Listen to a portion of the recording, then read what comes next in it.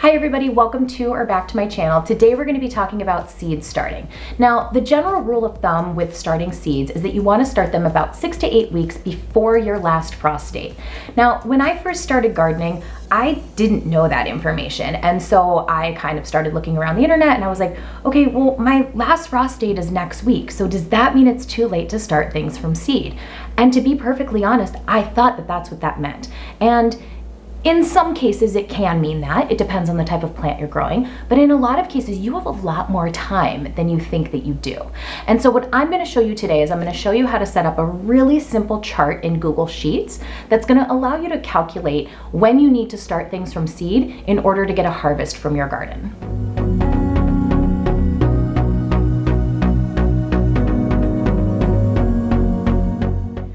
I use this chart in a couple of different ways, and we'll go over those ways in a little more detail at the end of this video. But for me, because I have such a small space in my garden, I always want to make sure that I have something going in the garden, right? So for example, when I harvest my garlic in mid-July, I want to make sure that I have plants ready to go to be planted in that space. This chart helps me all throughout the season so that I know when I need to start things from seeds in order to have healthy transplants to put into my garden. So this way I've constantly got something growing all during my growing season, and I'm really getting the best and the most use out of my 197 growing days. To set up this Google Sheet, you're going to need to know 4 things. You're going to need to know your last frost date. You're going to need to know your first frost date. You're going to need to know the number of days in your growing season, and you're going to need to know your monthly average temperatures. Almost all of this information can be found on almanac.com. That is the website for the Old Farmer's Almanac, and it is a phenomenal resource for gardeners and for gardening. It's a very reputable resource. You cannot go wrong with that. That is where I would suggest that you find all of this information if you don't already know it. So if I go to almanac.com and I put in Chicago, I see here that my last frost date is April 17th. I see that my first frost date is November 1st, and I see that the number of days in my growing season are 197. I also just did a quick Google search about average monthly temperatures, and I came up with this chart that has the average highs and the average lows for each month. So if you're not in Chicago, you're gonna get those numbers. Those numbers will be a little bit different, but they're gonna go in the exact same places in this chart. Before we get started in this chart, I just want to say something really super quick about the types of plants. Now, there are 2 types of plants. There are going to be hardy plants and they're going to be tender plants. I know that there is a range in between those, but for purposes of this chart and kind of for this video, all we really need to know is, are your plants tender, right? Are they going to die if the weather falls below 50 degrees, or are they hardy? Are they going to be able to survive that and even survive a little bit of a freeze? Okay, so I've got my Google Sheet open here. The first thing you're gonna do is you're gonna wanna label these rows across the top. So I've got my day, I've got my date, I have my days until the first frost. This is gonna be for your hardy plants. And then I've got my days left above 50 degrees. This is going to be for your tender plants. Okay, so in the column with the date, I'm going to put my last frost date. So my last frost date in Chicago is April 17th. So I'm gonna write April 17th. I'm gonna come underneath and go April 18, April 19. Okay, now I'm gonna highlight all of these, and this little blue box at the bottom, I'm gonna use that to drag all the way down. This is why it's helpful to know the number of days in your growing season. The number of days in my growing season are 197, so I'm gonna bring this down to column 197, 198. And the date should end on November 1st, which is the day of my first frost date. Okay, now I think it's really helpful to know the day. This helps me when I am planning on planting things. If I know, for example, like I can never plant on a Wednesday, and when we go to use this chart, if something falls on a Wednesday, then I know I have to sort of adjust these dates a little bit. So I find it really helpful to know. If you don't find this helpful, you don't have to put this part in, but I do. So we're gonna start with Monday. April 17th is a Monday. Tuesday, Wednesday. Okay, same thing, highlight and drag all the way down, and it's going to auto-populate that. Now we're gonna come over to the third column and we're going to enter some numbers, okay? So we're gonna start at the bottom And the number here is going to be 0 because this is the days until the first frost date. So if my first frost date is November 1, on November 1, there are 0 more days. We've made it, right? So October 31st, there will be 1 day until my last frost date. October 30th, 2 days, okay, and so on. So we're going to do that, and we're going to highlight, and same thing, we're going to drag all the way up to the top. And at the top, it should end at either 198, right? Because that makes sense, because this would be 197 plus 1.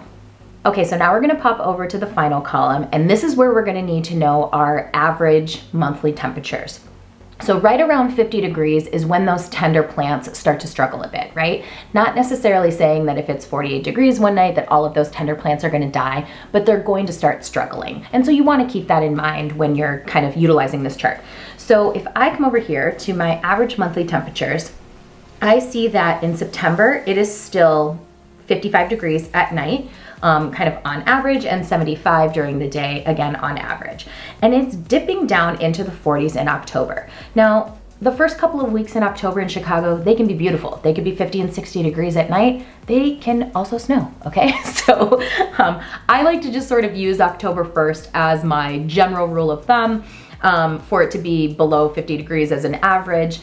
You can sort of adjust that based on your weather in your area, whether it is more predictable or less predictable. So we're gonna go with October 1st as being the day that temps start dropping below 50 degrees. So I'm gonna come back here and I'm gonna come down to October 1st. And again, I'm gonna put 0 in there, right? Because at this point there are 0 days. It's not gonna be averagely above 50 degrees. September 30th is going to be 1 day until October, September 29th, 2 days, and so on. We're going to highlight this and we're going to drag it all the way up to the top. Okay, so we're almost finished. We just have to do one more thing. So remember when I said it was going to be the days above 50 degrees? Okay, that doesn't only count on at the end of the season, that also counts at the beginning of the season. If we come back over here and we look at our monthly average temperatures, we see that it's not really gonna get above 50 degrees, even at night, until about May. So again, the saying in Chicago, start seeds at St. Patrick's Day, plant on Mother's Day. We're gonna kind of take that advice and we're gonna come back here. Mother's Day this year is May 14th. So we're gonna come down to May 14 and we are just going to highlight all of these days and I'm gonna gray them out. Now, the reason I'm gonna do this, I think it's still helpful to know these numbers, but I'm gonna gray it out because when I see that, that will tell me, oops, this is still pretty cold. It's not ideal planting weather for outside yet, okay? So just visually, that's gonna help me. And then I'm gonna come down at the bottom and I'm gonna gray out the bottom. Again, just visually kind of just helps so that it doesn't look like I've forgotten to do something. So that's it. That's how you set up the chart. And now I'm gonna go grab some seed packets and I'm gonna show you how I use this. All right, so now I'm gonna show you a couple of different ways I use this chart. So let's fast forward. Let's pretend it is April 27th. It is 10 days past my last frost date in Chicago, and I have this packet of Sun Gold tomatoes, and I wanna know if it is too late to start these from seed and be able to get a harvest of them out of my garden. So I'm gonna need to know 3 things that are all found on the seed packet. I'm gonna need to know my number of days to maturity. I'm gonna need to know the number of days for germination. And then I'm gonna need to know whether this is recommended to be directly sown into the ground or planted as a transplant. Okay, so now we're gonna do a little bit of math, which is just simple addition, so don't panic. But we're gonna look here and we are gonna see that number of days to maturity are 57. So that's gonna be our first number. And then I'm gonna flip it over and I'm gonna see that it says the days to emerge is 5 to 10. Now, anytime there's a range like that, the smaller number is going to be when the temperatures are the most ideal, and the higher number is going to be when the temperatures are a little bit colder. So it's April 27th. I'm starting these indoors, right? Because it's still pretty cold outside. So I'm going to split the difference of that and say about 7 days. And now these are recommended to be started from seed 4 to 6 weeks before your transplant date. So I'm going to go in, I'm going to take the middle of that and I'm going to say 5 weeks. So there's 7 days in a week. So 5 times 7 is 35. I'm going to add 35 to this and I'm going to get 99. Okay, so we're going to come over to our chart here and I said it was April 27th. So again, we can come over here. We can do the math if we want, or we can just use the same strategy here and pull this all the way down until we get 99. So if I were to start these from seed on April 27, I should be able to get my first harvest of tomatoes on August 4th or somewhere around there, give or take. So do I have enough time to start these from seed even after my last frost date? I absolutely do. So that's one way that you can use this chart. You can also use this going in reverse. So this is a tender crop, it's a tender vegetable. So let's come down to the bottom of the chart here, right? And October 1st, that's the day that I'm predicted to have weather sort of dip below 50 degrees. And I go up 99 days, I see that I can plant these even as late as June 24 and still get a harvest out of them in my garden. If I start these from seed on June 24, that's gonna mean that I'm gonna get one harvest. So is this the best case scenario? No, it's not, but I mean, there's a huge difference between June 24 and 6 to 8 weeks before your last frost date, which is March 17th. I mean, that's like months in between. You can still be starting these from seed. Obviously, the earlier you start them, the more harvests you're going to get out of them. But as you can see, you've got a lot more time than maybe you think you do. Okay, so let's do this again with some seeds that have a lot longer of a growing time. So these are Gomphrenias. And I'm looking on here and it says the days to maturity are 85 to 100. That's a lot, okay? So we're gonna say 100. And then we're gonna turn it over, days to germination, 5 to 14. You can split the middle of that. I would say probably at least about 10 days for germination. So we're gonna add 10. Now these are recommended that they are sowed 6 to 8 weeks before they're going to be transplanted into your garden. So that's quite a bit of difference from 4 to 6 weeks. So let's take the middle of that, which is 7 weeks. 7 times 7 is 49. We're gonna add 49 and we get 159. So if we start down here in October, right, as 0, and we go up 159 days, first of all, it's gray. So we know that these temperatures are below 50 degrees, so you absolutely have to be starting these indoors. And they need to be started by from seed by April 25th. So I said it was April 27. I don't know, to me that's close enough. If it was April 27 and I was trying to start these from seed, I would do it, but it means you have to do it like that day. So that's how you can use this chart in reverse to see if you have enough time to start things from seed. A third way that I use this is to plan, what is the word for it? It's not succession plan. Is it succession planning? It's when I pull a crop out and I'm gonna put something right in its place. It probably has a word, but anyway. So for example, whenever I pull my garlic out of the ground, I always like to plant my fall greens in there. So that's gonna be things like my kale, my mustard greens, my Swiss chard. And again, you can directly sow those into the ground. I just find that I just have better luck and healthier plants when I put them in there as transplants. The first thing I wanna do is I wanna check the number of days to maturity, right? It does absolutely no good to put a transplant into the ground if it doesn't have enough time to mature. So the number of days to maturity for this is 70 days. So if I look here, 108, I'm gonna subtract 70 from that, and it's gonna give me 38.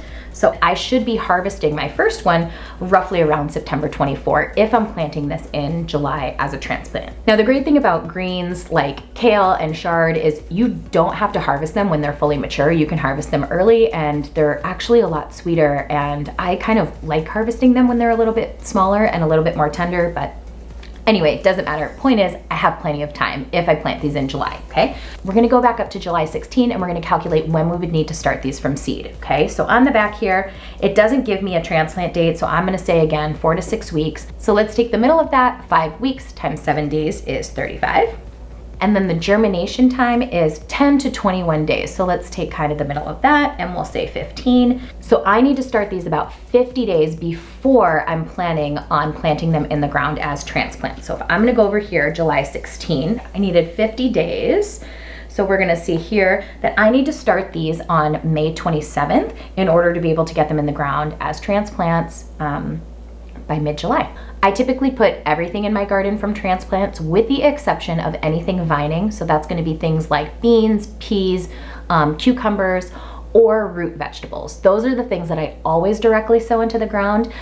You can directly sow things like lettuce and greens, and I have done that in the past, but I have just found over the years that I have a lot more of a success rate and I have healthier plants when I get those in the ground from transplant. So I always do take that transplant time frame into account when I am using this chart.